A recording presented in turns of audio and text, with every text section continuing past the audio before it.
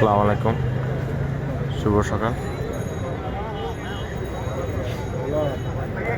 30শে জানুয়ারি আজকে সকাল বেশ কিছুক্ষণ আগে আমাদের মাছ থেকে চিরবিদায় নিয়ে চলে গেছে দেশনেত্রী বেগম খালেদা জিয়া। তো উনি এখানেই আছেন, ওনার দেহাবশেষ এখানেই এখন অবস্থিত আছে। তো আমরা তার রুহের আত্মার মাগফিরাত কামনা করছি। দেশবাসী দোয়া করবেন। তিনি একজন আপসিক নেত্রী ছিলেন, দেশনেত্রী বেগম খালেদা জিয়া, যিনি বাংলাদেশের 3বার প্রধানমন্ত্রী হয়েছিলেন এবং তিনি কোনো অন্যায়ের সাথে আপোষ করেনি। বিএনপি এখনও স্টিল নাও তার প্রচুর পরিমাণ বাংলাদেশে ফ্যান ফলোয়ার্স বা তার ভালোবাসায় আসক্ত অনেক নেতাকর্মী রয়েছে বাংলাদেশে, যারা ইতিপূর্বে এখানে এসে জড়ো হয়েছে। দেখতে পাচ্ছেন অনেক নেতাকর্মী বা জনতা, সাধারণ জনতা এখানে এসে ভিড় করতেছে। দেখতে পাচ্ছেন এখানে পুরো দেখানো সম্ভব হচ্ছে না ক্যামেরাতে।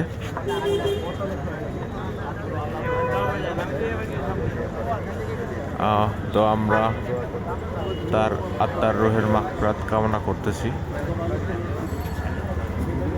এখানে দেশনেত্রী বেগম খালেদা জিয়া আছেন।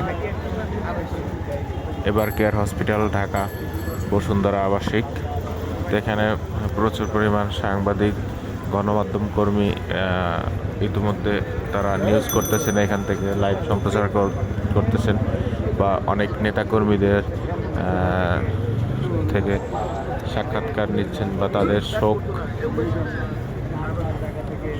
প্রকাশ করতেছে। কে কীভাবে, কেউ কান্না করতেছে বা কেউ দুঃখ প্রকাশ করতেছে। এখানে বসে অনেকে কান্নায় ভেঙে পড়তেছেন, এখানে এসে দেখা যাচ্ছে।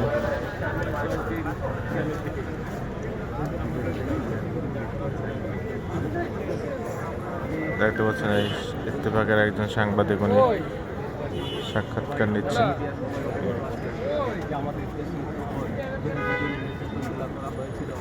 সেই নির্যাতনের পরিপ্রেক্ষিতে বাংলাদেশ জাতীয়তাবাদী স্বেচ্ছাসেবক দল, বাংলাদেশ জাতীয়তাবাদী বিভিন্ন অঙ্গ সংগঠন মিলে দেশ নেত্রীর জন্য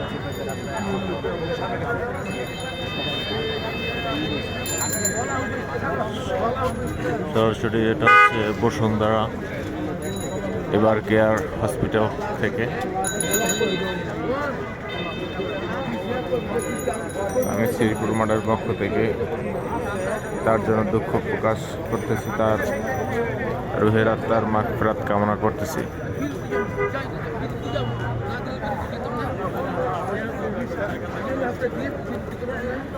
আগামী রবিবার মানিক মিয়া এভিনিউয়ে তার জানাজার সময় ধার্য করা হয়েছে।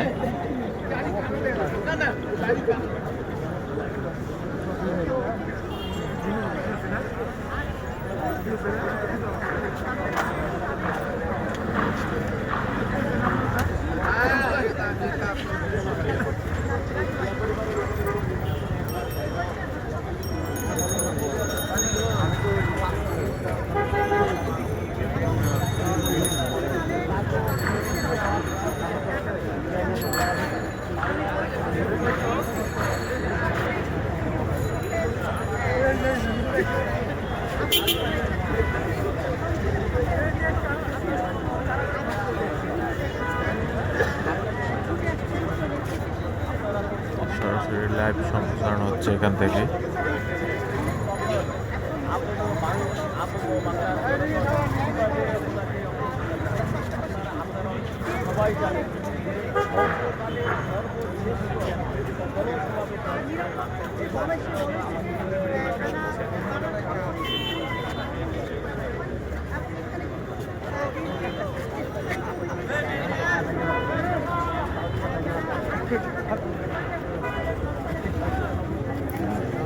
দেখতে পাচ্ছেন যে নিরাপত্তা বেষ্টনী, পুলিশ, বিজিবি, সেনাবাহিনী, তো যৌথ বাহিনীর নিরাপত্তা বেষ্টনীতে আবরণ করে রাখা হয়েছে। এই দেখতে পাচ্ছি যে কাঁটাতারের বেড়া দিয়ে এরিয়াটাকে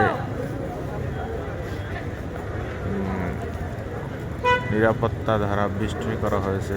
এই কাঁটাতারের বেড়া দিয়ে দেখতে পাচ্ছেন, কাঁটাতারের বেড়া দিয়ে রাখা হয়েছে। ওই এরিয়ার ভিতরে কোনো সাধারণ মানুষ বা গণমাধ্যম প্রবেশ নিষেধ, কেউই প্রবেশ করতে পারবে না এরিয়াতে।